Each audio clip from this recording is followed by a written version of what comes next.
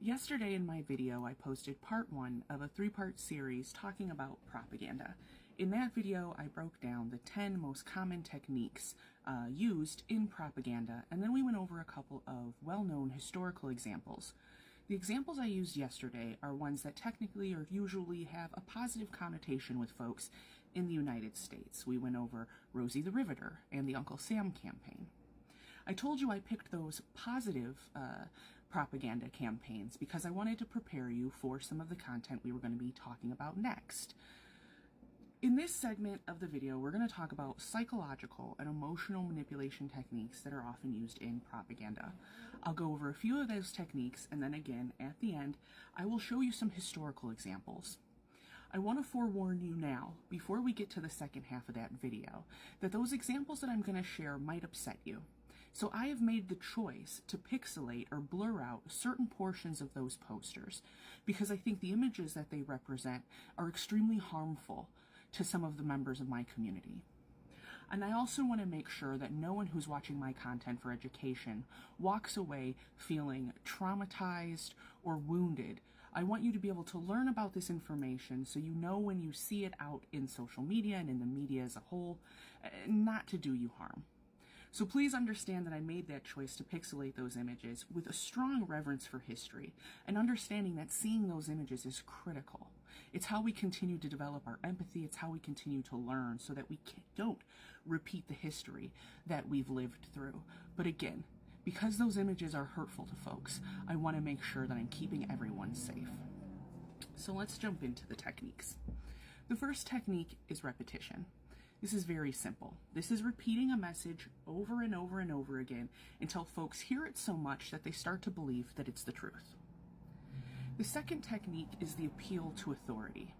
This is citing institutions or experts as unquestionable sources, regardless of their actual credibility.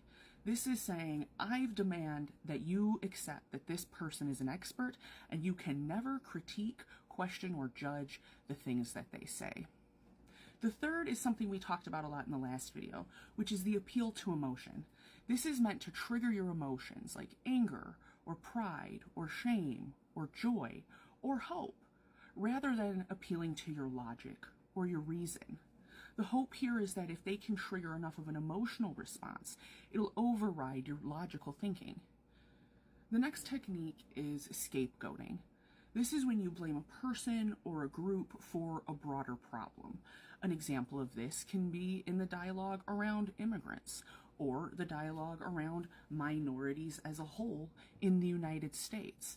Anytime someone says, you only have this problem because of them, that's scapegoating. The next technique is gaslighting. You've heard a lot about gaslighting in a lot of different spaces, but specifically when talking about propaganda, gaslighting is meant to make people doubt their own experiences or even their sanity, and it's often used to undermine dissent or resistance. The next one is whataboutism. And this is when you deflect criticism by pointing to other issues or accusing others of hypocrisy.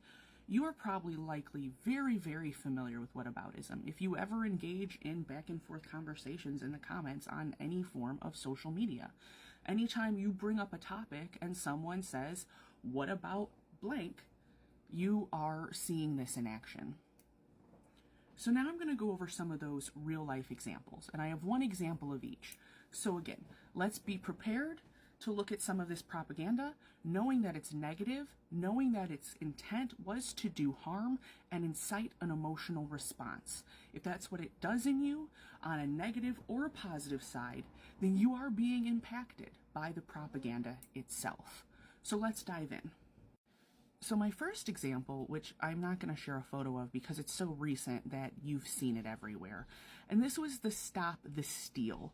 This was a U.S. election fraud claims that were made from 2020 to now, but from 2020 to 2021, you really saw constant repetition of this phrase, stop the steal. It was repeated endlessly by the, at the time, former president, allies across social media, in rallies, across conservative media, on social media, working overtime to create a false perception that the 2020 U.S. presidential election was stolen. Despite over 60 court cases disproving and rejecting these claims, repetition created a strong belief in this false narrative among millions that's still repeated today. So the second thing I want to talk about is an example for appeal to authority. Now this is the Sackler family. And in this example, I want to talk about Purdue Pharma and the Sackler family citing medical experts on OxyContin safety in the 1990s through the 2000s. Purdue Pharma promoted OxyContin as a safe and non-addictive drug using select doctors and paid experts to promote the claim despite the growing evidence of harm.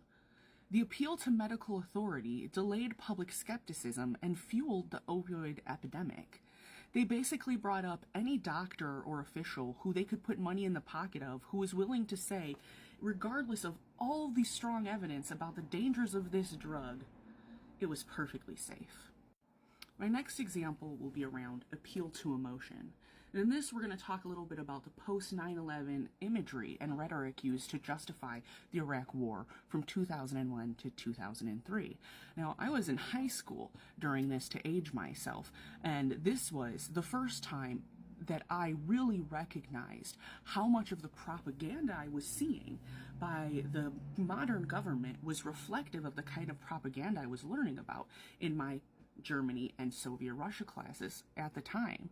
Now, the Bush administration used emotionally charged language like mushroom cloud to invoke feelings of the past and past wars. They invoked 9/11 imagery over and over and over again to a level of exploitation of those who were impacted by this tragedy. And they used that imagery and that language, talks of terrorism, to drum up fear and support for invading Iraq, even though Iraq had no justifiable link to 9/11 in that time. These emotional appeals overshadow the lack of clear evidence for weapons of mass destruction.